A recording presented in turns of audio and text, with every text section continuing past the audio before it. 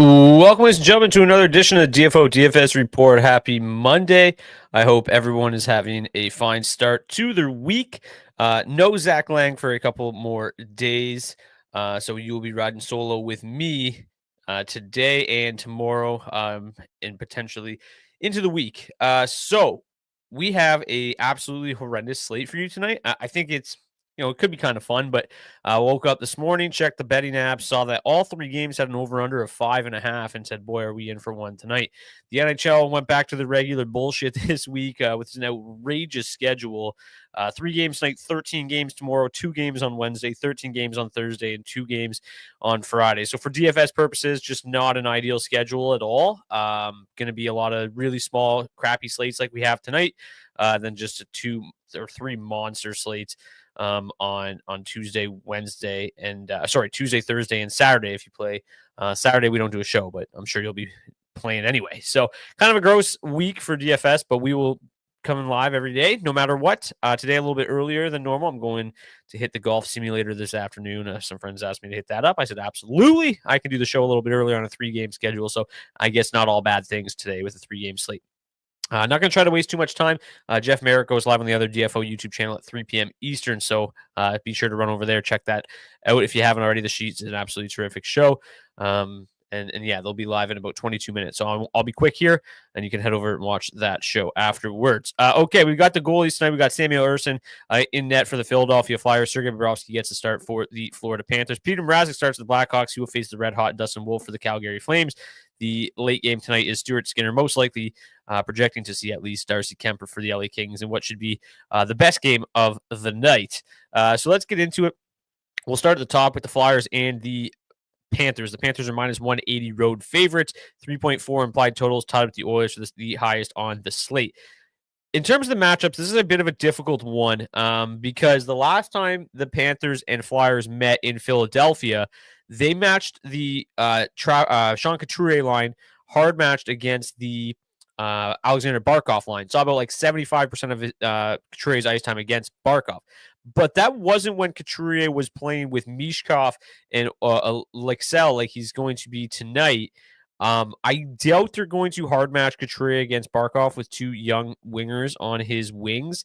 That night they matched him up. It was more so because he had Travis Konecny and they were acting as the shutdown line for them. That's probably not going to be the case tonight. We've only had 1 game sample with these current lines. And they did a little bit more of the Noah Cates line against the opposition's top line, but that was also against the Ducks the other night, in which they destroyed them 6-0. So I'm sure they probably got out of their matching a little bit as that game progressed. So not a whole lot to get from that game either. So what I ended up doing was just combining those 2 games to give me a rough idea of what we might see. It's probably not going to end up being very accurate. To be totally honest with you, I don't think it matters a whole heck of a lot. Like the Noah Cates line, if they see a lot of the Barkov line, I probably won't have that much interest in the Barkov line. The Couturier line, if it's a lot of Couturier versus Barkov, maybe a little bit more. So to me, I think the easy route to go in this one is to probably just say, who cares about the matchups, really? Because chances are that Florida 2 ends up having a pretty good matchup regardless. So I'll be more focused on Florida 2 on the Florida side of things, regardless of how the matchups break out. It doesn't really matter. And then on the Flyer side of things, again, it doesn't really matter because, yeah, like I have some interest in this Cates line. They've been unbelievable. And, if they end up seeing a little bit more of the Tkachuk line or a little bit more of the third line, then, yeah, they might be viable. But the second line is really the one that stands out to me tonight. And, again, no matter how the Flyers really elect to match up tonight, there's a pretty strong chance that Philadelphia 2 is going to end up seeing a lot of the middle 6 of the Florida Panthers. And those are the 2 lines that you want to try to go against this evening. So that's going to be kind of my focus on this in this game in particular is mostly focusing around Florida 2, just given the uncertainty of the matchups on the Barkov line, and then focusing on Philadelphia 2, who have the best offensive metrics and likely the best matchup overall. So those are the 2 lines that I'm strongly considering in this game. Philadelphia 2 grades out tremendously well. Also just 15,500. They're the 4th best line to target tonight. That being said, they're also projected for the 2nd highest ownership on the night. So it's not a, not a get different play by any means, but I do think that they're in a really, really good spot tonight. Florida 1, drawing about 11.8% ownership, where Florida 2, similar at about 11.4. They grade out a little bit worse, but that's the line given the uncertainty and really just the price discount, $3,300 cheaper than the Barkov line, or $3,200, excuse me, cheaper than the Barkov line. So that is the route that I'm probably going in this game. I will probably still mix in a little bit of Philadelphia 1. They've just been too good to ignore at $8,800. They're playing an absolute ton, as you see here, projected for 26% of the ice time at just $8,800 is too good to ignore. So they're probably one of my, actually definitely my favorite value line on the slate tonight. So yeah, still going to get some Philly 1, but most of my exposure likely to come with Philadelphia 2 and Florida 2 in this game. It is worth mentioning that the Flyers have been unbelievable at 5v5 as of late. Like, they continue to just be super, super good, very difficult to play against defensively. They've just been awesome. The goaltending continues to kind of be an issue for them. Sam Ersson, though, has been much better as of late. Let me just pull up his numbers. I believe since Christmas, he's just been basically lights out. So, when he gets the start, I do feel, that the Flyers can continue to be pretty good defensively. So let's see. Since Christmas, Ersson is 3-1 with a 957 save percentage. So he's been awesome. This is a Flyers team that's playing pretty good. I don't have a ton of interest on the Florida side of things that, can probably be stated for the Flyers too. Like, this is the game that I'm probably staying away from the most. I'll have obviously a little bit of exposure just because it is a three game slate. And these games between these two have been high scoring in the past. So I don't think it's out of the realm of possibility that this game could be high scoring. But the numbers suggest that both these teams are performing very well defensively. So, you got to take those numbers into account. But I'm not ruling out that this game could get up there tonight. The Flyers continue to struggle on the power play. That's been basically a theme all season long. Go up against pretty good penalty kill. The Panthers' power play in a reasonable spot tonight, third best overall. Their power play has been struggling a little bit. They'll continue to be without Aaron Ekblad tonight, but they do go up against a Flyers PK that's been struggling as well. So, as good as the Flyers have been at 5v5 this season, they just continue to struggle mightily on the special teams, both on the power play and on the penalty kill. So, I do think that the Panthers, again, are somewhat viable tonight, especially on the power play. And then we are also going to be no Aaron Ekblad again tonight for the Florida Panthers. So we're going to see Nate Schmidt up on the top power play unit for the Panthers. I think that brings him into play a little bit. He's not projected to see a ton of ownership tonight. Where is he here? Just 7.6% at minimum price. I don't mind getting to him a little bit. He's not somebody that it's not like an overwhelmingly good power play matchup where I'm just like jamming him in at a minimum price, but at $2,500 top power play unit, probably going to play 17, 18 minutes tonight. He's a fine play. A couple of other, Florida Panthers that stick out on the blue line just while we're talking about him here. Nico Mikkola has been really good in terms of just getting to his floor as of late. Lots of shot blocks, lots of shots on goal. Going to see additional time on ice with Ekblad out. So Mikkola is a guy that kind of stands out as well. I still don't mind Belinsky's on the blue line at $2,500. He's going to grab the second power play unit. And then obviously Gustav Forsling has been playing tremendously well. So, I got some interest in some of the value here on the Florida Panthers blue line tonight with Ekblad out. And then we'll be certainly mixing in. I'll probably end up coming in around or under the field on Florida 1 and then over the field on Florida 2 this evening. And then Philadelphia 2 looks like they're great. Okay, we'll move along now to game number 2, the Chicago Blackhawks and the Calgary Flames. The Flames are minus 151 road favorites. I believe they opened at like minus 135, so some money coming in on the Flames.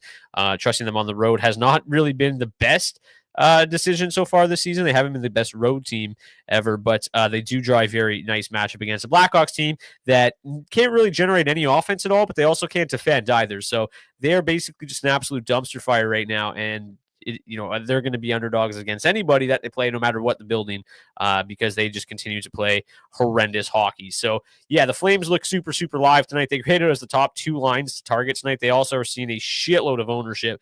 Calgary 2, the Backlund, Coronado, Coleman line. It's a shame that Zach isn't on the show today because he would have loved this, seeing Calgary 2 as the number 1 owned line on the slate. I've been much more in love with Calgary 1. Huberdeau, real resurgent season. Nazem Kadri's been awesome. At 17,000 or 17%, excuse me. Pospisil is really the one that weighs down that overall ownership. A lot of ownership still coming in on Huberdeau and Kadri as a mini stack. So Really, really like them tonight. They grade as the top 2 lines for me. They grade as 2 of the top 4 lines in terms of ownership this evening. So, yeah, like to me, the charts really are kind of falling in line with the chalk tonight, which isn't always the case, to be honest with you. The charts usually do a pretty good job of finding a strong contrarian options. Tonight, not so much, right? You look at the top 4 lines, they are the 4 highest owned lines on the slate. So, it's probably going to be a bit of a chalky show, but I think we'll find some avenues to get a little bit different here as we kind of go through things. But just keep in mind, I am probably going to be talking about a lot more chalk tonight than I usually do, just because that's kind of where the charts fall tonight. But yeah, Calgary 1, Calgary 2 both look like they're in tremendous spots.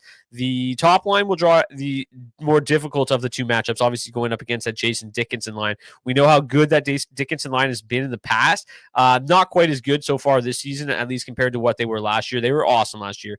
They're really not a matchup to be too scared of so far this season. 3.9 goals against per 60. Really, really tough numbers. Obviously, these numbers are somewhat inflated because they do go against the opposition's best more often than not, but still not good numbers at all. So this Navs and Calgary line's been really good, playing a shitload of ice time, projected for 30% of the 5-5 ice time tonight. They have the best offensive score on the team, so gotta like Calgary 1 a lot tonight. Calgary 2, very, very solid. Their floor is as good as they come. Matt Coronado has been awesome as of late.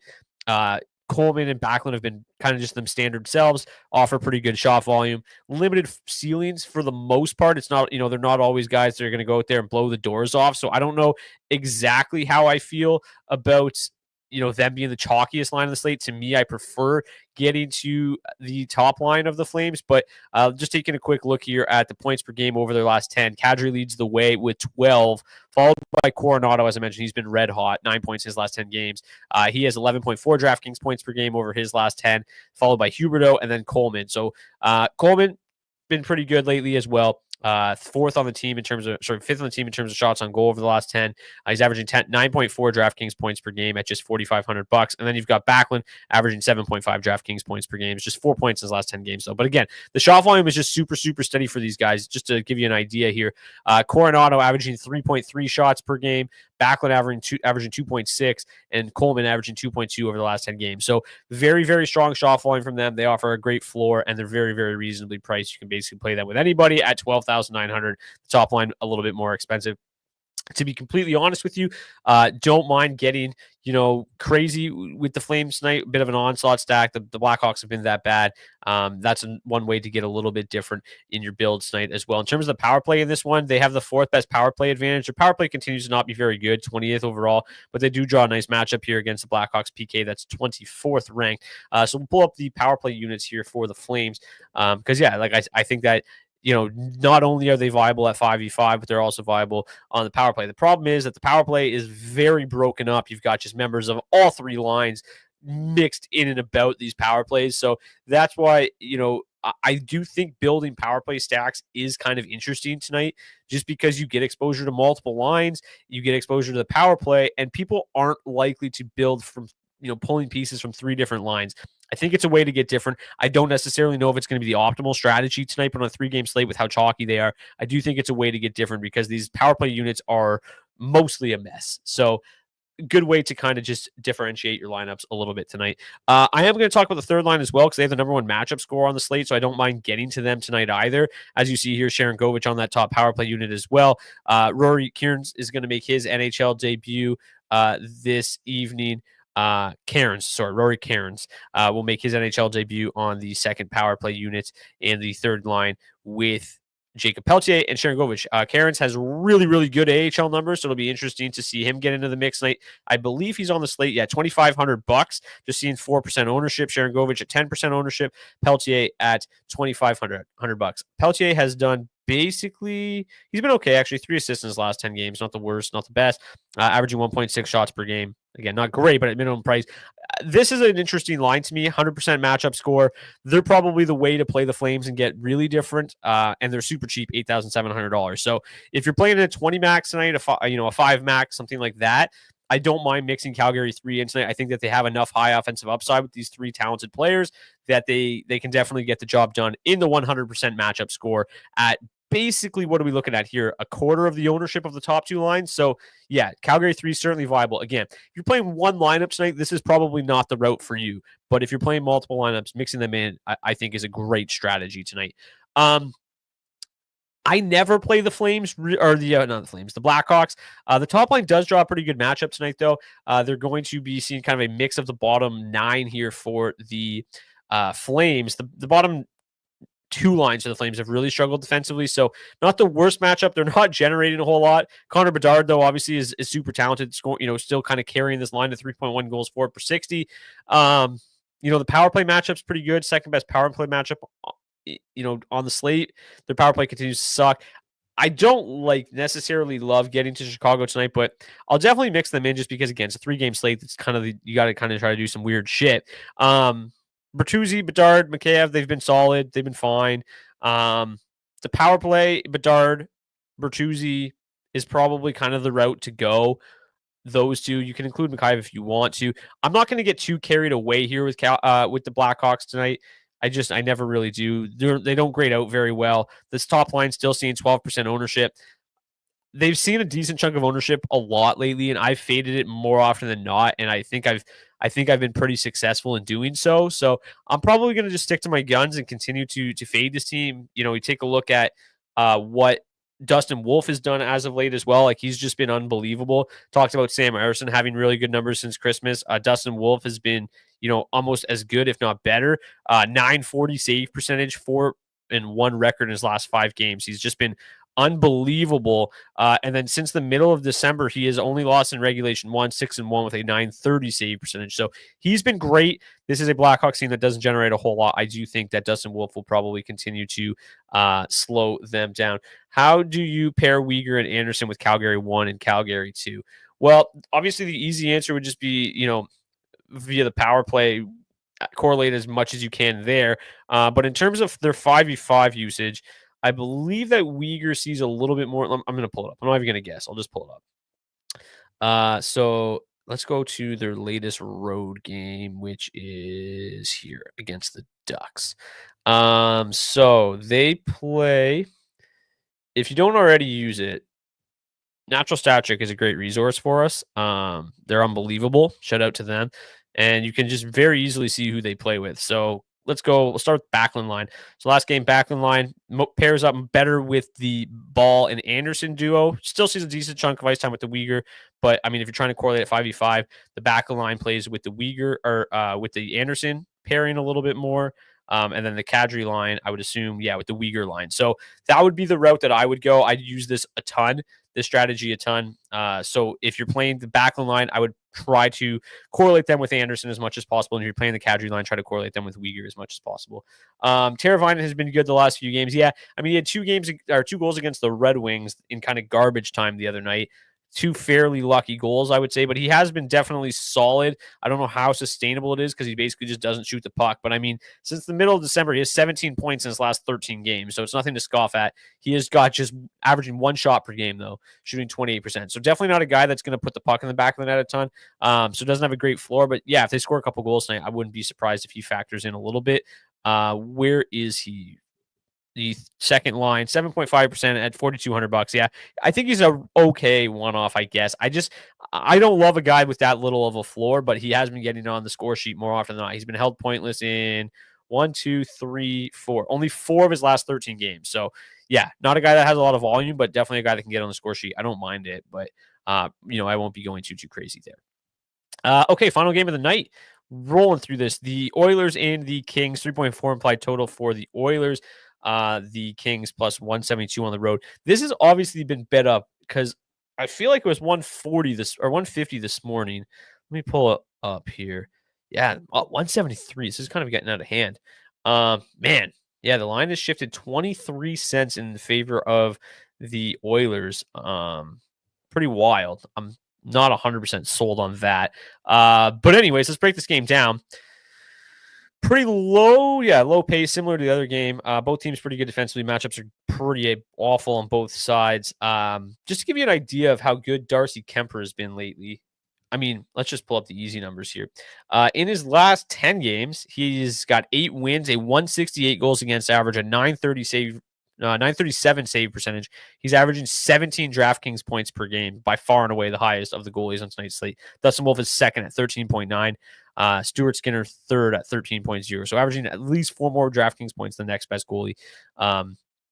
I think he's interesting tonight because, like, obviously, we're going to see the ownership and the projections continue to rise as the implied total rises for the Oilers, as this betting market continues to get hammered.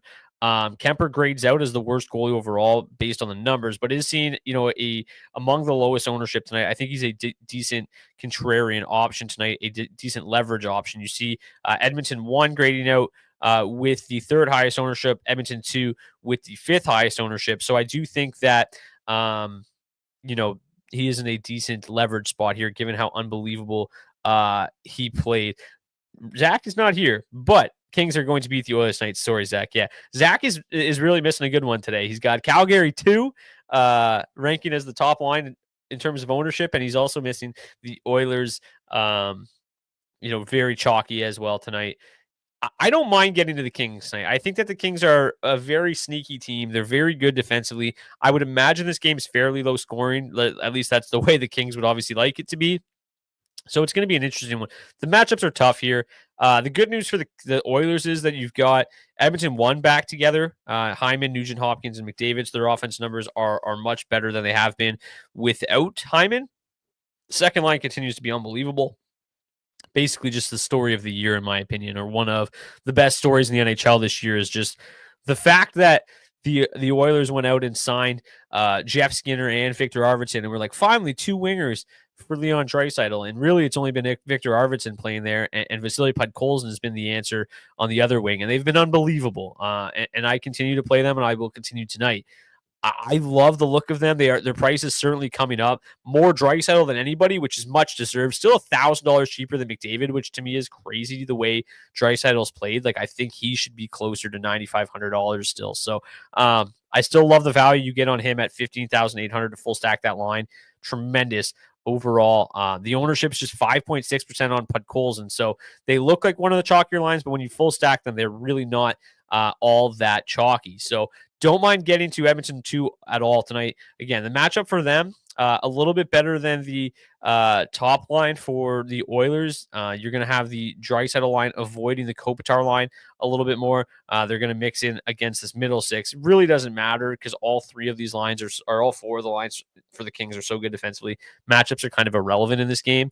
So yeah, you're basically looking at the best offense numbers. Who's got the best chance of generating offense in a tough matchup? Obviously, it's the top 6 of the Edmonton Oilers. Really, really like Edmonton 1 and 2 tonight. But I will probably plant my flag a little bit and try to come in under the field a little bit on Edmonton 1, just because they're very expensive, and Edmonton 2's probably outplayed them as of late. So there's a reason that they moved Hyman off that line. It was just to try to, find some other answers in the other parts of the lineup, and didn't really work out that great. It just kind of led to Edmonton 2 continuing to chug along at an impressive clip. So I'll probably come in underweight on Edmonton 1, overweight on Edmonton 2, just to try to get different a little bit. And I think that's a reasonable way to do so.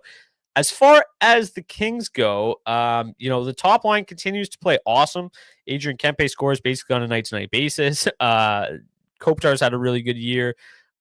Alex Turcotte looks great up there. Their offensive metrics are pretty good. The Danault line still draws the best offensive metrics of the group, and they're going to grade out the best. They do draw the worst that's the wrong side. They do draw a slightly better matchup than LA1.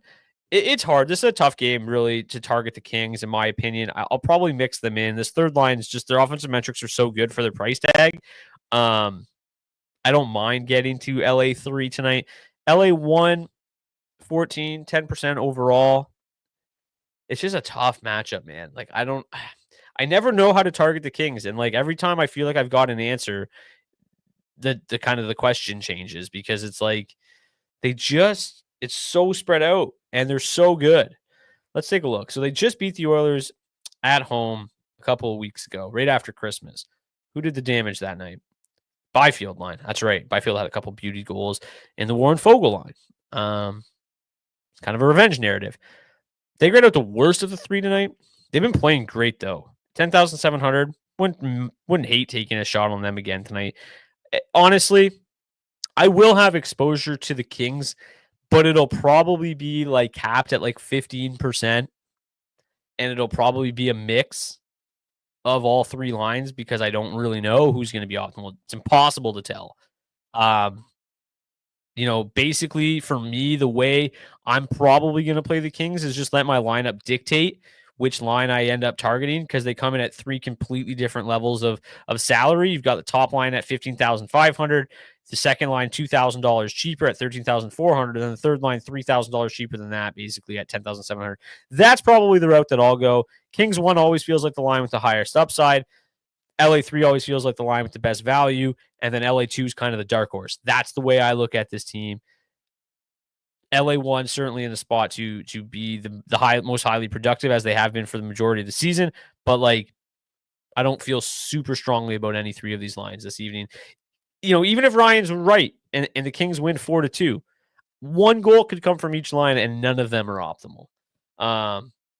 So I like the Kings as a team. I'm probably going to end up betting the Kings now that they're up to plus 174. But from a DFS standpoint, I think it's drastically different than the betting market. Who cares who scores the goals in the betting market? From a DFS standpoint, they could have 4 goals from 4 different lines, and none of them really stand out. There's not a matchup to look at and be like, this is the route. Really, there's nothing that stands out.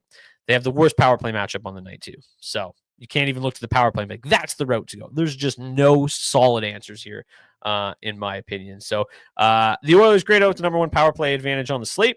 4th best power play. They do have a tough match at the 9th best penalty kill, but they're projected tied for the 2nd most power plays on the night. Also, really the reason here is that they're the only team in the NHL or on the slate that has a power play in the top, not just the top 5, but the top half of the league. So a lot of bad power plays tonight. The Oilers are one of the good ones, or the only good one, really.